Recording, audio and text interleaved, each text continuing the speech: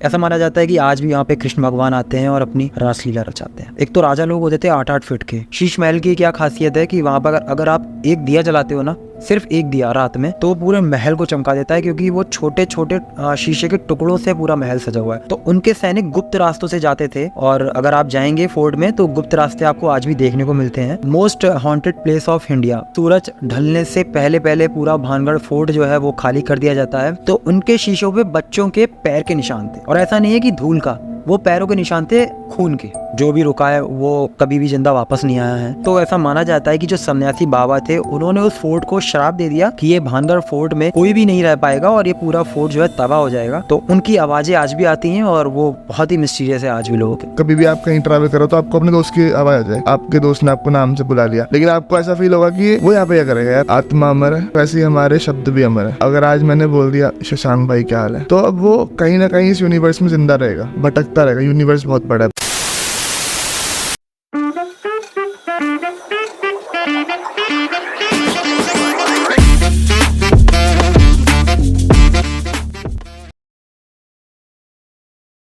नमस्कार, स्वागत है आप सबका मिस्टिकल टॉक्स के एक और नए एपिसोड में, और मैं आशा करता हूँ आप सब बहुत ही अच्छे होंगे। और दोस्तों, आज के एपिसोड में जो मेहमान हमारे साथ मौजूद हैं उनका मैं स्वागत करना चाहूँगा। शशांक जौहरी भाई, बहुत बहुत स्वागत है आपका। थैंक यू आदित्य भाई। और सबसे पहले हर हर महादेव। हर हर महादेव। महादेव की नगरी में तो हर हर महादेव से शुरुआत करते हैं। बहुत बहुत धन्यवाद आपका कि आपने मुझे इस पॉडकास्ट में इनवाइट किया। काफ़ी दिनों से मैं एक्साइटेड भी था इस पॉडकास्ट में आने के लिए।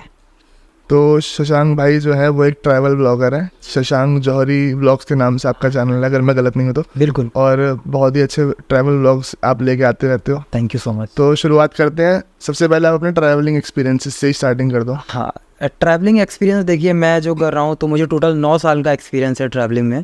और हाल ही में मैंने बाइक राइड स्टार्ट की है। मेरे को 4 साल का एक्सपीरियंस लगभग बाइक राइडिंग का है। हाँ, तो अगर ट्रैवल एक्सपीरियंस की बात करें तो अपना उत्तर प्रदेश, हिमाचल, उत्तराखंड, राजस्थान, पंजाब और जम्मू कश्मीर मेरे को बहुत अच्छी तरीके से मैंने पूरा नाप रखा है अगर आप। तो हाँ, तो ट्रैवलिंग लाइन चुनी क्यों वैसे आपने? ट्रैवलिंग लाइन क्यों चुनी? बहुत अच्छी बात है। एक्चुअली क्या है ना कि मेरे फैमिली में सब लोग टीचर हैं और इंजीनियर हैं, और सब लोग ज़्यादातर मेरी यहाँ टीचर और इंजीनियर ही हैं मेरी फैमिली में। लेकिन मुझे घूमने का कीड़ा बचपन से है, मैं आपको बताऊँ, बचपन से ही।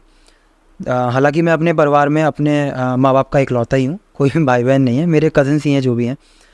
तो मुझे घूमने का ऐसा था कि जब मैंने स्टार्टिंग में स्टार्ट किया था, बिल्कुल शुरुआत में, तो मम्मी पापा कहते भी थे कि यार इसमें पैसा वैसा भी बहुत खर्च होता है घूमने में, है ना, और इकलौते हो तो थोड़ा ध्यान से जाया करो। मैं काफ़ी सारी ऐसी जगह जाता रहता हूँ जहाँ पे एडवेंचर वगैरह होते हैं, और जान मान का भी खतरा रहता है पहाड़ों पे, तो आपको पता ही है, ठीक है ना। तो फिर पहले मैं जाता था solo travelling, public transport use करता था। अब मैं बाइक राइड पे जाता हूँ तो उसमें ख़तरा और भी बढ़ जाता है। तो मेरा ट्रैवलिंग करने का मकसद यही था कि मुझे जगह जगह घूमना है, जगह जगह कल्चर पता करना है, नए लोगों से इंटरेक्ट करना है, वहाँ के लोगों के बारे में जानना है, उनके बारे में जानना है कि उनकी जीवन शैली कैसी है, वो लोग रहते कैसे हैं। क्योंकि हम एक जगह पड़े पड़े वही कहते हैं ना कि कुएँ का मेंढक, तो वो नहीं बनना था। हर जगह जाके सारी चीज़ें एक्सप्लोर करनी है, वही सपना है और आगे भी वही कंटिन्यू करना है। तो आपने इतनी जगहों पर ट्रैवल करा है, तो कोई ऐसी जगह हो जहाँ पर आपको लगा हो बहुत ज़्यादा मिस्टीरियस है भारत के अंदर, और आपको जो पर्सनली ऐसा लगता हो जिस जगह के लिए कि हाँ यार यहाँ पे आके मुझे एक अलग ही वाइब लगी है, एक अलग ही वाइब्रेशन फील हुई है? पॉजिटिव वाइब्स की अगर बात करें, पॉजिटिव वाइब्स की हम बात करें तो वो तो वर्ल्ड वाइड फेमस है, नीम करौली बाबा जी। तो उनका मैं बहुत बड़ा भक्त हूँ, काफ़ी टाइम से उनको फॉलो करता हूँ। तो अगर आप वहाँ पे जाएंगे उनके मंदिर में, जैसे ही आप उनके मंदिर में एंटर करेंगे ना, पहला कदम आप जब रखेंगे, एक ऐसा वाइब्रेशन आपकी बॉडी में आएगा ना, एक पॉजिटिव वाइब जिसको बोलते हैं, कि बस यार मैं यहीं पर ही हूँ और इसके अलावा सब कुछ झूठा है, जो है बस यही है। और मैं आपको अपना पर्सनल एक्सपीरियंस बताऊँ तो जो भी मैं आज अपनी लाइफ में हूँ, जितना भी मैंने छोटा मोटा जितना भी अचीव किया है, सिर्फ़ और सिर्फ उन्हीं की वजह से। तो मेरा घर जैसे कि मैंने आपको बताया बरेली में है। बरेली से नीम करौली महाराज जी का जो आश्रम है कैंची धाम, 150 किलोमीटर है। तो मैं हर महीने जाता हूँ और हर महीने मैं उनके दर्शन करके आता हूँ, क्योंकि मेरा उनसे बहुत पर्सनल, उनसे कह सकते हैं, कॉन्टैक्ट है। तो एक अलग बॉन्ड है उनसे, मैं हर महीने जाता हूँ। तो जैसे नीम करोड़ी बाबा जी की बात हो रही, थोड़ा और डीप में चलते हैं, थोड़ा उनके बारे में, जैसे उनकी जो सिद्धियाँ हैं, जो चीज़ें उन्होंने करी, जो चमत्कार उनके थे, उन पर बात करते हैं थोड़ा सी।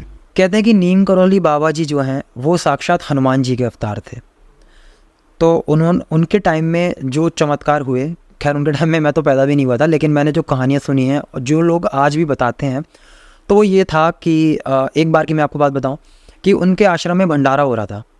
तो जब भंडारा हो रहा था तो वहाँ पे जो कहते हैं ना कि जो तेल होता है जिसमें पूड़ियाँ तली जाती हैं, तो वो तेल के पीपे ख़त्म हो गए थे। तो उनके आश्रम के नीचे एक नदी बहती है, तो उनको बाबा जी ने को बोला किसी ने कि बाबा जी अब तेल ख़त्म हो गया है, तो पूड़ियाँ कैसे तली जाएंगी। तो बाबा जी बोले कि बाल्टी लेकर आओ और जो नीचे नदी बह रही है उस नदी का पानी उस बाल्टी में भरो और कढ़ाई में डाल दो। तो जब उस नदी का पानी लोग लेकर आए और बाल्टी में डाला, तो अपने आप ही वो पानी जो है तेल में कन्वर्ट हो गया, और उस पानी जो तेल जो है वो जो पानी जो तेल बना उसी में ही पूड़ियाँ तली और पूरे गांव ने भंडारा किया। तो ये तो मतलब एक छोटी सी बात है, बाकी और भी बहुत बड़े बड़े मतलब बाबा जी के चमत्कार है। जैसे हम देखते हैं बाहर से कितने सारे लोग आए थे। अब आप देखिए हाल ही में विराट कोहली भी आए थे, ठीक है, उससे पहले मार्क जुकरबर्ग, सभी ने देखा है, ठीक है, और बहुत बहुत बहुत बड़े लोग, स्टीव जॉब्स भी वहाँ पे जा चुके हैं। हाँ, तो अब खैर मैं भी वहाँ पे हर महीने ही जाता हूँ। मैं एक ही बार गया हूँ। अच्छा, लेकिन मैं आपसे बोलूँगा कि अगर आप आओ तो भाई मोस्ट वेलकम है। बहुत बहुत ही अच्छी जगह है, बहुत आप अटैच फील करोगे उस जगह से। मैं गया हूँ एक बार, बहुत ही सुंदर, बहुत अच्छी से पिछले साल ही गया था एक्चुअली। अच्छा, बहुत बढ़िया जगह है। और भाई जैसे आप इतना ट्रैवल करते रहते हो, तो कोई और ऐसी जगह जहाँ आपको जाके लगा हो, जहाँ पे जाके लगाओ कि एडवेंचर किया, एडवेंचरस हो, और बाकी मेन चीज़ थोड़ा सा मैं ये भी कहूँगा आप गाइड भी करना लोगों को जो ट्रैवल करते हैं। देखिए मैं तो करता हूँ बाइक राइड। तो बाइक राइड करने पे क्या होता है ना, आज के जो यंगस्टर्स हैं वो ले लेते हैं 3-3, 4-4 लाख की बाइक्स ले लेते हैं, लेकिन वो गियर्स पे खर्चा नहीं करना चाहते। गियर्स आएंगे मुश्किल से 20 से 25 हज़ार की, जो कि मैं आपको मैक्स टू मैक्स बता रहा हूँ। एक बहुत अच्छी अगर आप जैकेट लेते हैं राइनॉक्स की तो वो आती है 5,000 की, राइडिंग पैंट आती है वो आती है 10,000 की, ग्लव्स अगर आप बहुत अच्छे लेंगे तो 2,000 के। तो ये 10, 5, 15 और 17,000 का आपका हो गया, ठीक है। नी पैड वगैरह होगा, नी पैड की आपको ज़रूरत नहीं पड़ेगी अगर आप राइडिंग पैंट ले रहे हो। तो मैं यही कहना चाहूँगा जितने भी यंगस्टर्स ये वीडियो देख रहे हैं कि अगर आप बाइक ले रहे हो तो उसके साथ साथ अपनी सेफ्टी का भी थोड़ा ख्याल रखो, कि अगर जान है भाई तो सब कुछ है, और अगर जान है तभी आप राइड कर पाओगे। और दूसरी चीज़ ये है ना कि अगर आप जैकेट वगैरह या फिर जो भी गियर है आप पहन के अगर राइड कर रहे हो, और 1% मैं नहीं चाहता कि किसी के भी साथ अगर कोई हादसा हो, अगर 1% कुछ भी होता है, जो चोट आपको 90% लगने वाली थी वो कम होकर 30% भी आ जाएगी। ऐसा नहीं कि नहीं लगेगी, लेकिन उसका जो अमाउंट है वो कम हो जाएगा, आपको चोट कम लगेगी, और कहीं कहीं जहाँ जान जानी भी होगी वहाँ पे आपकी जान बच जाएगी। तो इसलिए भाई बहुत ज़रूरी है सेफ्टी गियर्स। तो जैसे मैं पूछ रहा था कि कोई एडवेंचरस रहा हो कभी आपका ट्रैवल एक्सपीरियंस, उसके बारे में। एडवेंचरस मैं अगर बात करूँ तो आपने एक जगह सुनी होगी मुनस्यारी, उत्तराखंड में एक लास्ट विलेज है, उसके बाद सीधा चाइना बॉर्डर लगता है अपना, जहाँ पर चाइना पीक लगती है, नंदा देवी की चोटी, और वहाँ से ट्रैक होता है। लेकिन जो मुनस्यारी जगह है वहाँ पे भी मैंने राइड किया था 2022 की न्यू ईयर पे मैंने किया था। तो मैं आपको अपना एक्सपीरियंस बताऊं, हमने वो जगह गए थे, मैंने बरेली से स्टार्ट की थी अपनी राइड और मुनस्यारी में पहुंचा था तीसरे दिन। पहला हमारा स्टॉप था बरेली से अल्मोड़ा से हम रुके थे बेरीनाग, और बेरीनाग से डायरेक्ट मुनस्यारी हम लोग तीसरे दिन की शाम में पहुंचे थे। हल्की हल्की बारिश हो रही थी और बहुत अच्छा मौसम था, और ठंड का मौसम था, दिसंबर हो रही थी भाई, 31 दिसंबर मैंने आपको बताया। 1 जनवरी जो हुई थी हमारी वो मुनस्यारी में ही हुई थी। जैसे ही हम पहुँचे अच्छा मौसम हो रहा था, खा पी के हम लेटे, और सुबह जब हमने दरवाज़ा खोला भाई तो आप विश्वास ही मानोगे, जैसे ही मैंने गेट खोला ना तो वहाँ पे कम से कम 1.5 फुट की वहाँ पे बर्फ़ थी। अच्छा, जैसे ही मतलब रात को तो बहुत अच्छा मौसम था, बारिश हो रही थी हल्की हल्की, लेकिन हमें बिल्कुल भी ये चीज़ नहीं पता था कि सुबह स्नोफॉल हो जाएगा। हमने गेट खोला और गेट खोलते इतना अच्छा, मतलब पूरा बर्फ़ की चादर से ढका हुआ था मुनस्यारी। आपको पता नहीं चला कब पड़ी हुई? हम तो रात में सो गए, पता होता तो मैं देखता लाइव स्नोफॉल का मज़ा लेता, लेकिन वो मिस हो गया। लेकिन फिर कभी फ्यूचर में होगा तो ज़रूर उसको एंजॉय करेंगे। तो एक ये एक्सपीरियंस है मुनस्यारी का। बाकी वहाँ पे एक ट्रैक है जिसको बोलते हैं खलिया टॉप, 8 किलोमीटर का ट्रैक है वो। वहाँ पे आप ऊपर अपना कैंपिंग वगैरह भी कर सकते हो। तो उस 8 किलोमीटर के ट्रैक में भाई जो बीपी का पेशेंट है वो तो बिल्कुल भी ना जाए। हाँ, हमारे जो यंगस्टर्स हैं वो भी बहुत ही मुश्किल से चढ़ पाते हैं। बहुत अच्छी जगह है, 0 पॉइंट है, वहाँ के बाद बिल्कुल आपको कुछ नहीं दिखेगा, नीचे खाइए प्लेन, ऊपर बुग्याल, आपने नाम सुना होगा, बुग्याल क्या चीज़ होती है, जो पहाड़ के ऊपर का प्लेन एरिया होता है उसको बोलते हैं बुग्याल। तो वो चीज़ वहाँ पे आ जाती है और वहाँ से पूरी आपको जो है पीक दिखती है सामने नंदा देवी की, एकदम सफ़ेद चादर एकदम लदी हुई, बहुत मज़ा आता है देखने। तो ये एक एक्सपीरियंस है मुंशियारी का मेरा। अच्छा, वैसे हम पहाड़ों की तो बात कर ही रहे हैं, तो प्लेन्स में भी आपने बहुत ट्रैवल करा है, तो प्लेन्स में ऐसी कोई जगह है जहाँ आपको लगता होगी यार बहुत ज़्यादा पॉजिटिव वाइब्स, जहाँ आपको मतलब बोलते हैं ना कि मन लगता है, जहाँ पर दिल लग गया जहाँ पर। मन लगता है। प्लेन्स में अगर मैं आपको बात करूँ तो वो भी बहुत फेमस है, और शायद क्या आपने सुना ही होगा, मथुरा वृंदावन। तो मथुरा वृंदावन से मेरा बहुत ही ज़्यादा अटैचमेंट है। हालांकि वहाँ मैं अभी 3 से 4 बार ही गया हूँ, हाँ, लेकिन जब भी मैं जाता हूँ मेरे को हर बार नया एक्सपीरियंस होता है, नई वाइब्स होती हैं, एक पॉजिटिव वाइब्स जिसको बोलते हैं। बांके बिहारी जी की जब आप दर्शन करेंगे ना, तो पहली बात तो लगातार आप दर्शन नहीं कर पाएंगे क्योंकि वहाँ पर्दा डलता रहता है, वो तो आपको पता ही है। वहाँ पे जो एक सुकून है मंदिर में बैठ के, और मैं तो हमेशा जब भी बांके बिहारी जी के मंदिर करो तो मैं आपको एक टिप्स देना चाहूँगा, रात को 9 बजे करो।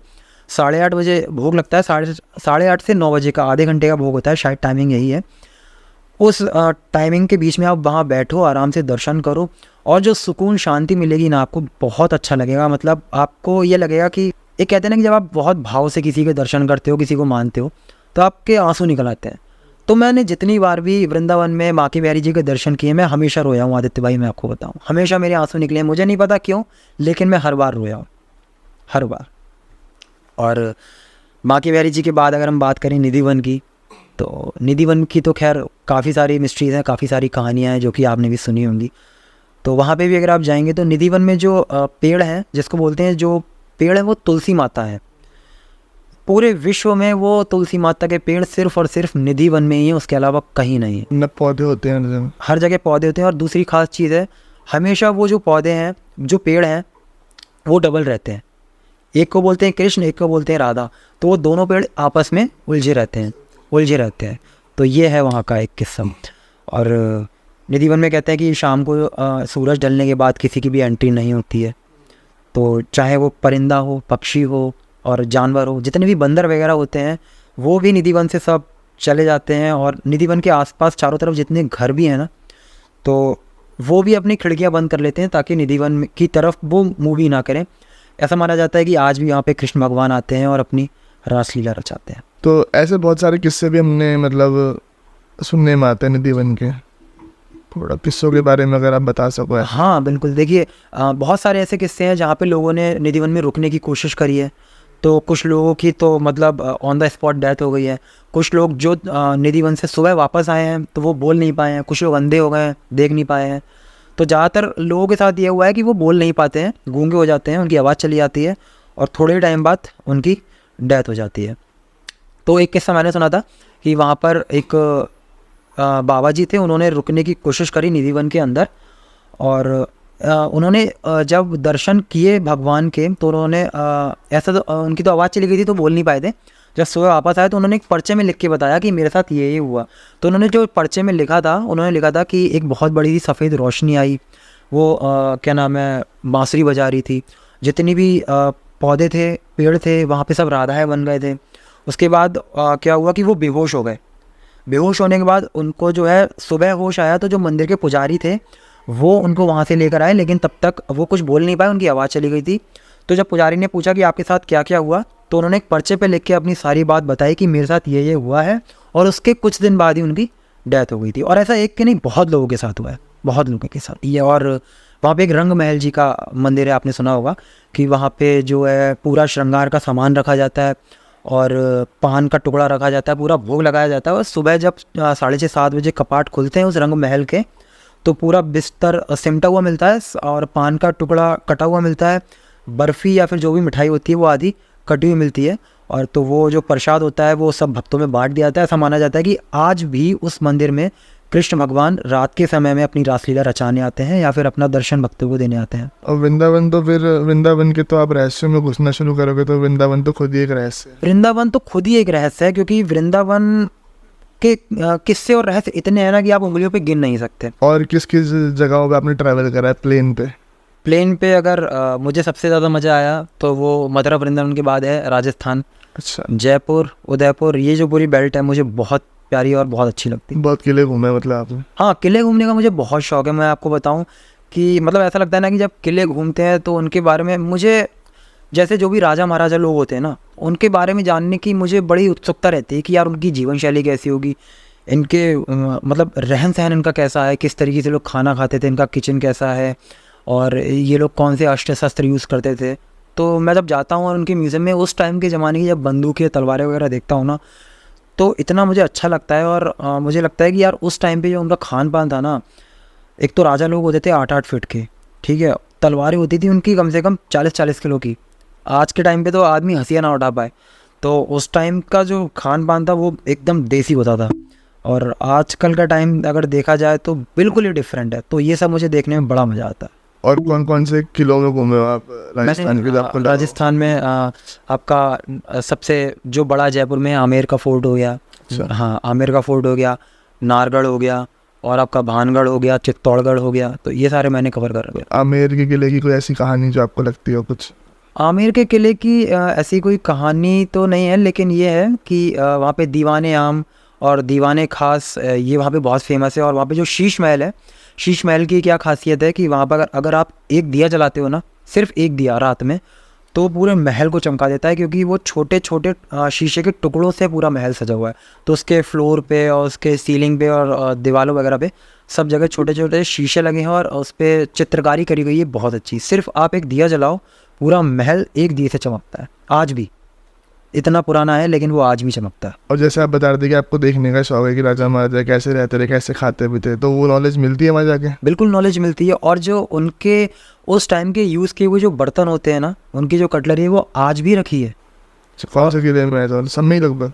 सब में नारगढ़ में रखी हुई है वो।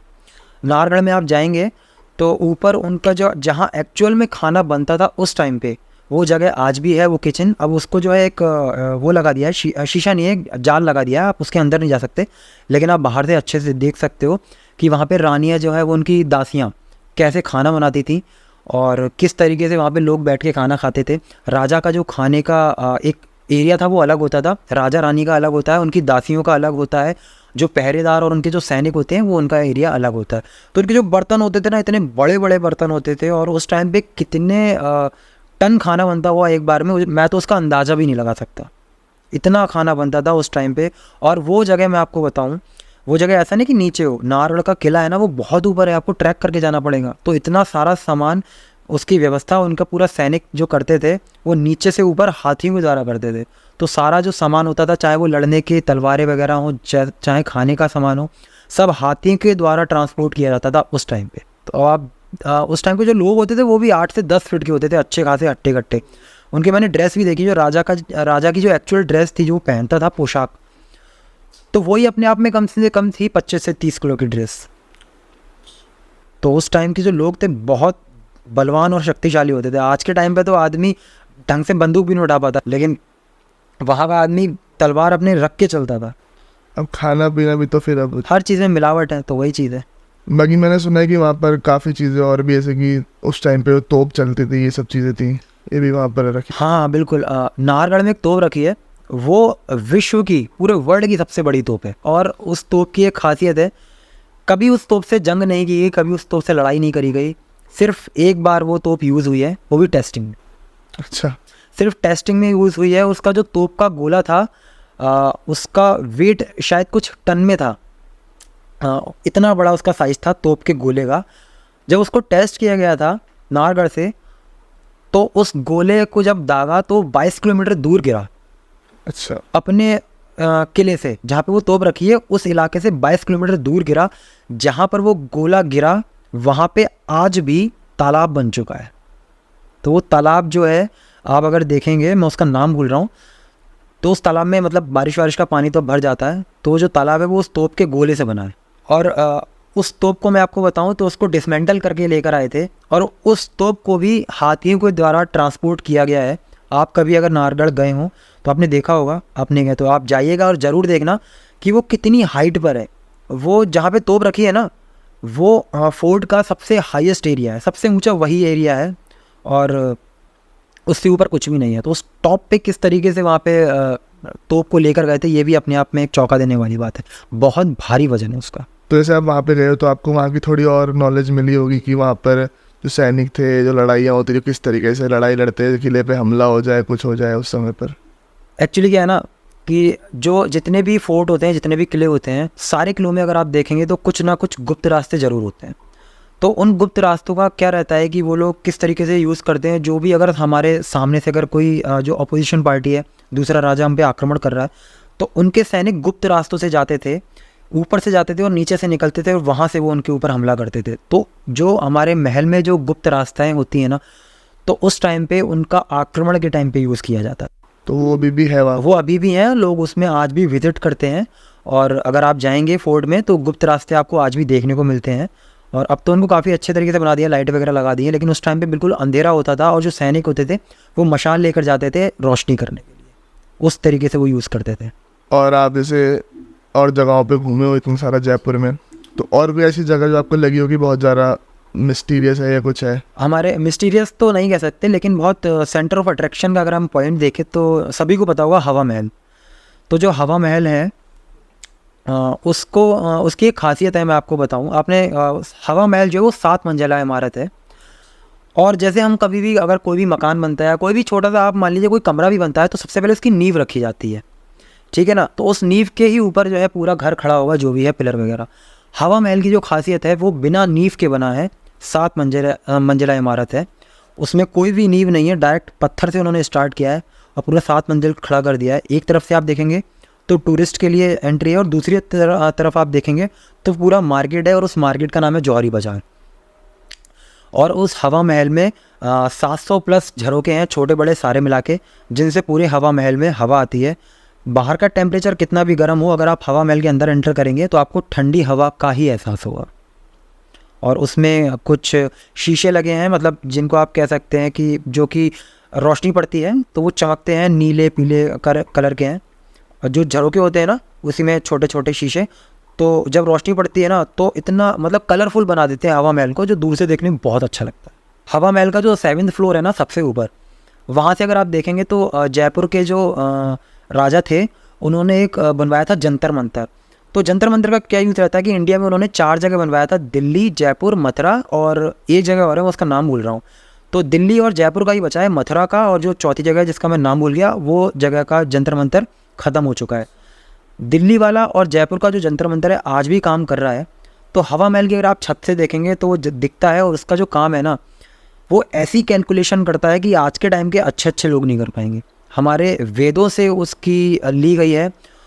और अगर आप देखेंगे तो जैसे क्या होता है कि वहाँ पे एक वॉल है, हमारी घड़ी होती है, उसका सेकंड वाली सुई है वो चलती है, उस वॉल की जो परछाई है ना, जब सूरज की डायरेक्ट रोशनी पड़ती है तो हर एक सेकंड उसकी परछाई इस तरीके से चलती है जैसे सेकंड वाली सुई चल रही है। इतना एक्यूरेट और इतना परफेक्शन के साथ उसको बनाया है, और वो आज भी काम कर रहा है।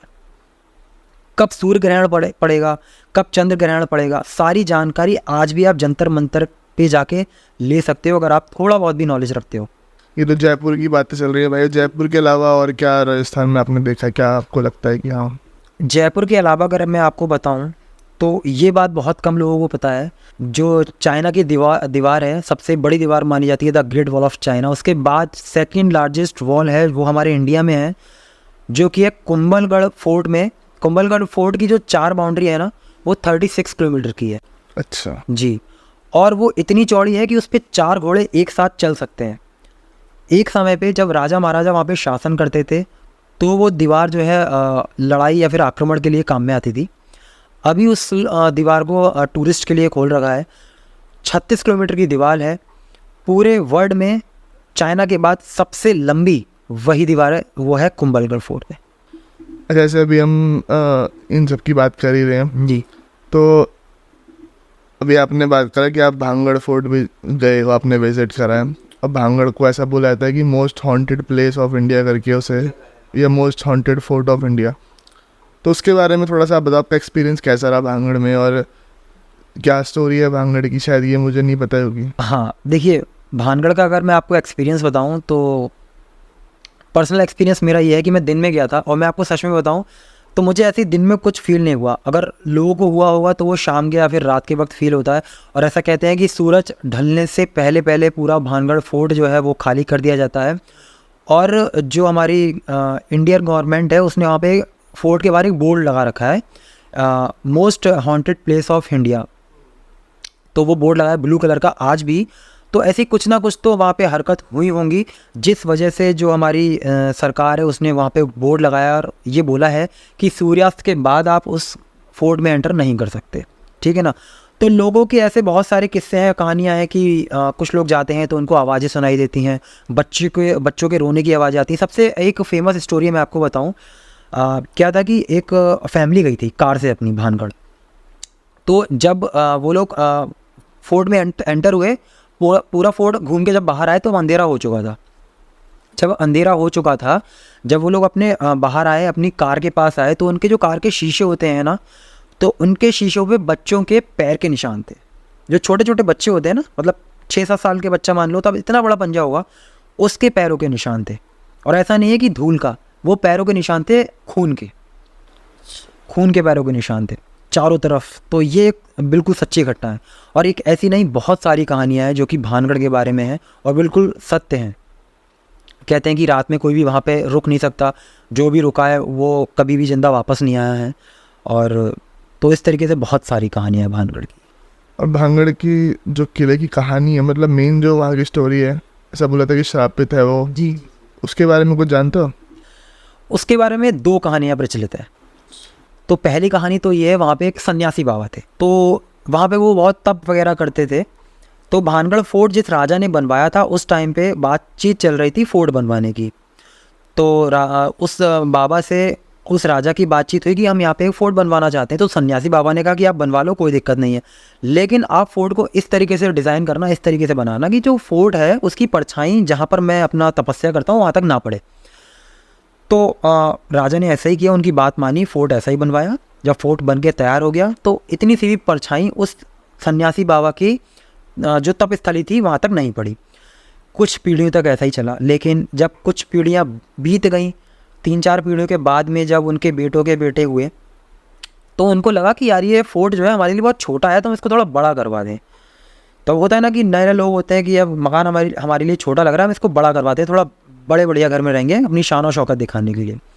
तो ऐसा ही हुआ, वहाँ के जो राजा थे उनके बेटे ने बनवाया। राजा की डेथ हो चुकी थी उस टाइम पे, जब उनके बेटे ने ये मकान बनवाया, फोर्ट बनवाया, तो उसका और ऊंचा करवा दिया। जब उसको ऊंचा करवाया, जब बन के तैयार हुआ, तो जो सन्यासी बाबा थे उनकी तपस्थली पे उस फोर्ट की परछाई पड़ी।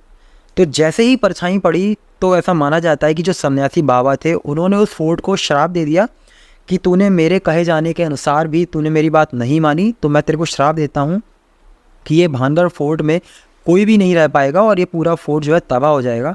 तो पिछले 300 सालों से वो फोर्ट बिल्कुल वीरान पड़ा हुआ है और वहाँ पे कोई नहीं रहता है। और उस जो सन्यासी बाबा थे उनके श्राप के बाद पूरा फोर्ट बुरी तरीके से तबाह हो गया। ये तो एक कहानी है वहाँ की। और जो आप बता रहे दूसरी कहानी के बारे में? तो दूसरी कहानी ये है कि उस जो राजकुमारी थी जिनका नाम था रानी रत्नावती। अच्छा। तो रानी रत्नावती जो थी वो देखने में बहुत सुंदर थी, बहुत खूबसूरत थी। तो एक तांत्रिक बाबा की नज़र पड़ती है उन पर, जो कि उन रानी रत्नावती को हासिल करना चाहता है। तो क्या था कि रानी रत्नावती उस भानगढ़ की जो बाज़ार लगती थी वहाँ पे उस टाइम पे, तो वो शॉपिंग वगैरह करने आती थी उस टाइम पे। तो बाबा को एक दिन पता चला कि आज रानी रत्नावती आने वाली हैं, तो ये मेरे पास अच्छा मौका है उनको पाने का। तो वो क्या करता है कि रानी रत्नावती को इत्र का बहुत शौक़ था, वो इत्र का अपने ऊपर बहुत यूज़ करती थी, उन्हें काफ़ी शौक़ था खुशबू वगैरह का।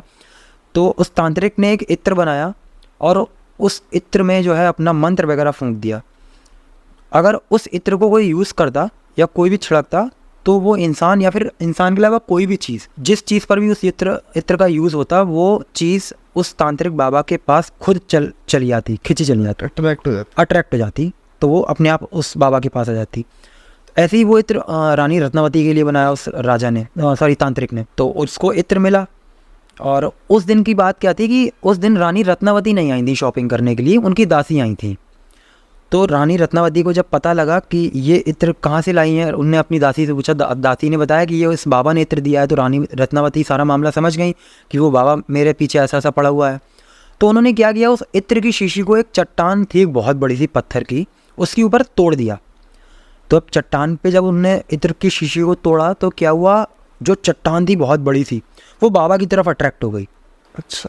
तो जब बाबा की तरफ अट्रैक्ट हुई, वो चट्टान अपने आप उस बाबा की तरफ भागी और सीधे उन बाबा की जो है, जो तांत्रिक बाबा थे, उनकी छाती पे जाके रुकी। अच्छा। तो जैसे ही छाती पे जाके रुकी तो बाबा सारा मामला समझ गए कि यार मैंने तो ये इत्र उनके लिए दिया था, चट्टान की जगह रानी रत्नावती को आना चाहिए, लेकिन ये चट्टान आई है, इसका मतलब ये कि इस इत्र का यूज़ रानी ने चट्टान पे कर दिया।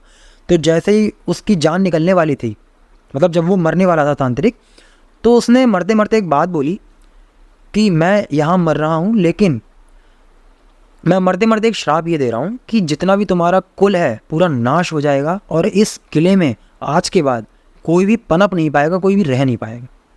तो एक ये दूसरी कहानी है कि उस बाबा के या फिर उस तांत्रिक के श्राप के बाद वो किला पूरी तरीके से ध्वस्त हो गया और उसमें आज भी कुछ नहीं बचा है। तो लोग कहते हैं कि जो भी उस किले में लोग मरे या फिर जैसे भी उनकी डेथ हुई, तो उनकी आवाज़ें आज भी आती हैं और वो बहुत ही मिस्टीरियस है आज भी लोगों के लिए। ये एक दूसरी कहानी है। ये तो चलिए भांगड़ की कहानी हो गई। अब भांगड़ को तो जितना हमने तो वैसे लोगों की कहानी बहुत सुनी है कि भांगड़ में लोग जाते हैं, ऐसा हो गया वैसा हो गया। आप इतना ट्रैवल करते हो, आपके साथ कभी कुछ पैरानॉर्मल एक्टिविटी हुई है? मैं आपको सच बताऊं, मेरे साथ पैरानॉर्मल एक्टिविटी हुई है, लेकिन मैंने उनको ना बहुत मतलब ऐसा नहीं लिया कि अरे यार ये मेरे साथ क्या हो गया, मैंने बहुत लाइटली लिया उन चीज़ों पे। लेकिन जब वो चीज़ें मेरे साथ बढ़ती गई तब मैंने सोचना शुरू किया उस चीज़ पे, यार कि ये मेरे साथ क्या हो रहा है। अब जैसे क्या है, ये चीज़ ना मेरे साथ कभी भी प्लेन्स में नहीं हुई कि मैं कहीं पे भी एक सीधी रोड पे जा रहा हूँ वहाँ पे नहीं।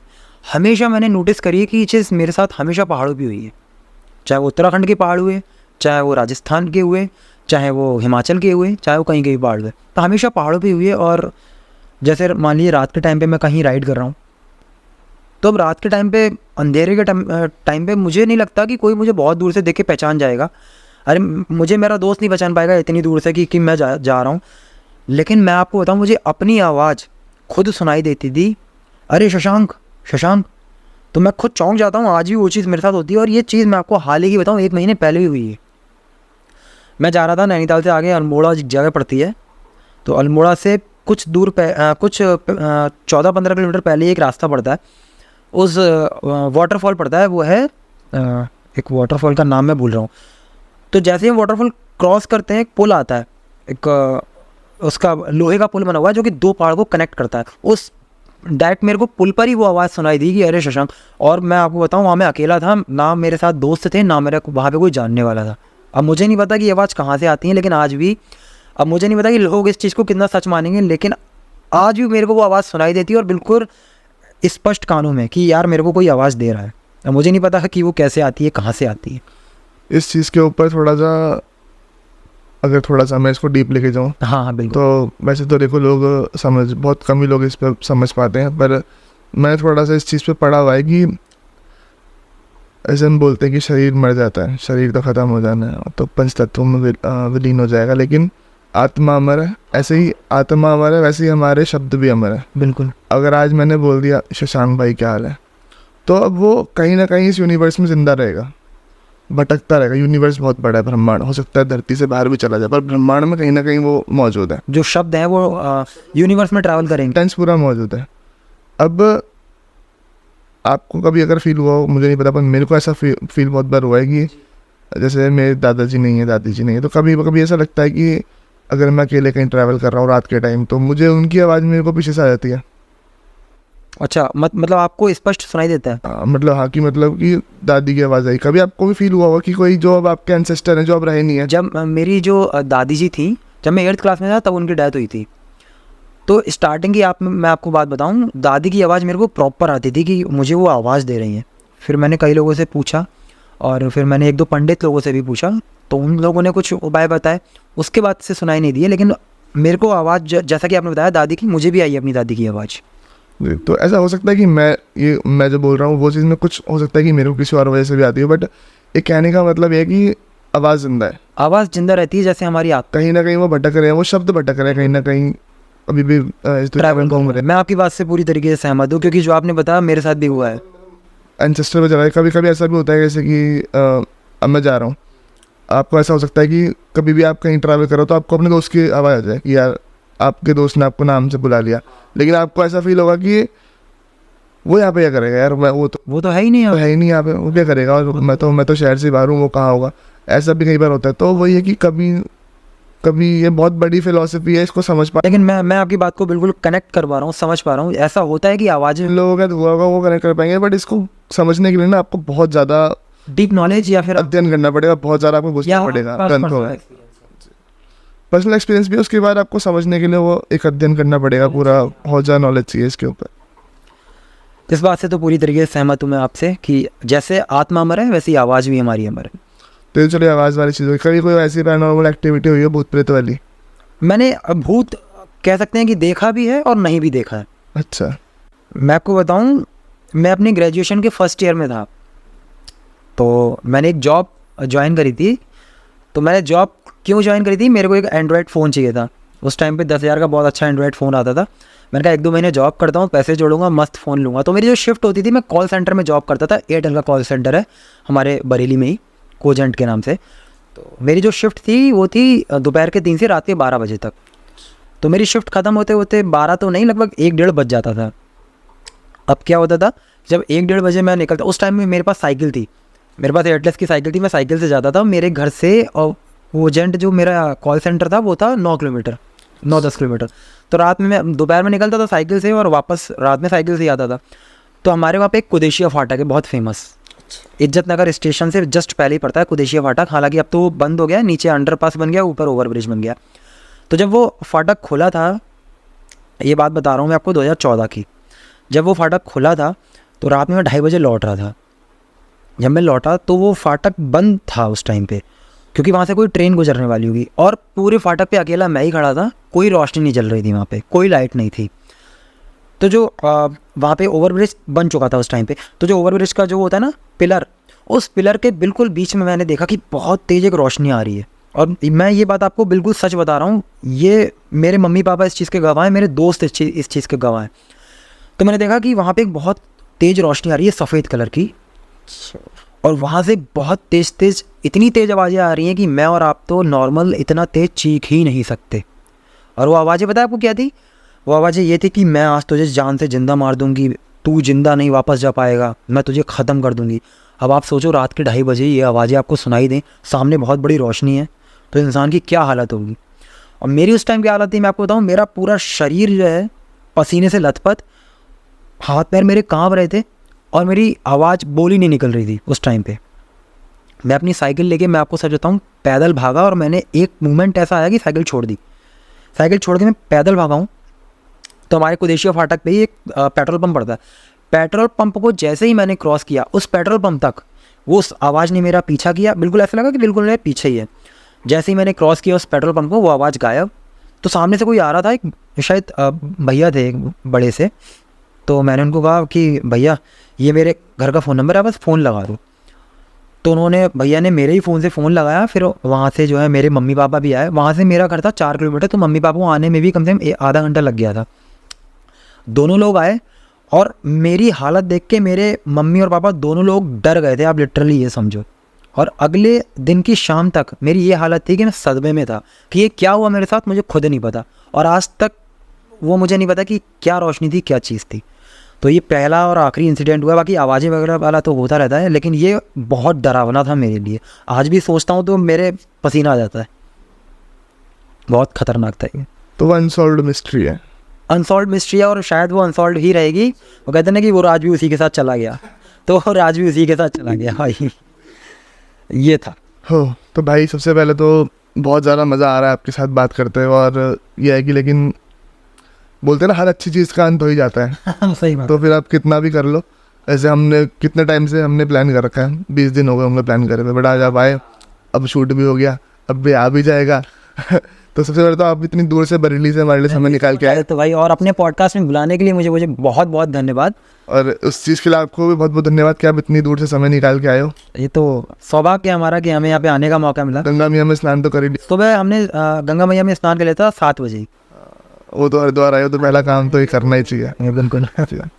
तो ख़त्म करते हैं इसे, करते हैं वाइंड अप। बिल्कुल। तो मैं आशा करता हूँ आप लोगों को भी ये एपिसोड बहुत अच्छा लगा होगा मेरी तरह। मुझे बहुत मज़ा आया इस एपिसोड में और काफ़ी अच्छी बात हुई है। और हमने ऑलमोस्ट पूरा भारत भ्रमण किया है। आधा भारत तो नॉर्थ तो कर ही लिया है, साउथ नहीं गए अभी। अगली बार भाई जी, अगली बार के एपिसोड में साउथ में कवर करेंगे, ये बात कंफर्म रहेगी। और शशांक भाई अपने अगले टूर के बारे में आपको थोड़ा सा बताने वाले हैं। मेरा जो अगला जो प्लान है वो थोड़ा सा लंबा है, लेकिन इस प्लान को मैं अपनी बहन के साथ में कर रहा हूँ, शशि वाला। वो एक्चुअली मुंबई में रहती है, तो हमारा जो प्लान है वो है K2K यानी कश्मीर से कन्याकुमारी। तो हमारी जो राइड रहेगी वो रहेगी नवंबर में। वो हम प्लान करेंगे कौन से वीक में करना है। तो वो भी राइड करती हैं, वो मुंबई में रहती हैं, और उनके साथ में ही राइड प्लान कर रहा हूँ मैं। और मैंने उनके साथ काफ़ी सारी राइड्स करी हैं, और अभी हाल ही में मैंने अक्टूबर में उनके साथ एक राइड प्लान करी थी और उसको हमने अकॉम्प्लिश किया, उदयपुर की राइड। तो वो अपने मुंबई से उदयपुर बाइक से आई थी, मैं अपना ग्रुप बरेली से लेके गया था उदयपुर। तो अब हम जो नेक्स्ट राइड करेंगे वो करेंगे कश्मीर टू कन्याकुमारी। और अपने चैनल के बारे में भी आप थोड़ा सा बता दें। हाँ, तो जो मेरा चैनल है उसका नाम है शशांक जौहरी व्लॉग्स, तो वो आप सब्सक्राइब कर सकते हैं मेरी और ऐसी एडवेंचरस वीडियोस के लिए। और इंस्टाग्राम पे आप मुझे फॉलो कर सकते हैं आई शशांक जौहरी। तो मैं आशा करता हूँ आप लोगों को एपिसोड अच्छा लगा होगा, और अच्छा लगा जुड़ जाइए चैनल के साथ में। ऐसे ही बहुत सारी पर्सनैलिटीज आती रहेगी और हम उनसे नए नए विषयों पर चर्चा करते रहेंगे और नई नई बातें जानते रहेंगे। मैं मिलूंगा आपसे अगले एपिसोड में, तब तक के लिए जय हिंद, वंदे मातरम, जय श्री राम। जय श्री राम। थैंक यू भाई, बहुत मज़ा आया।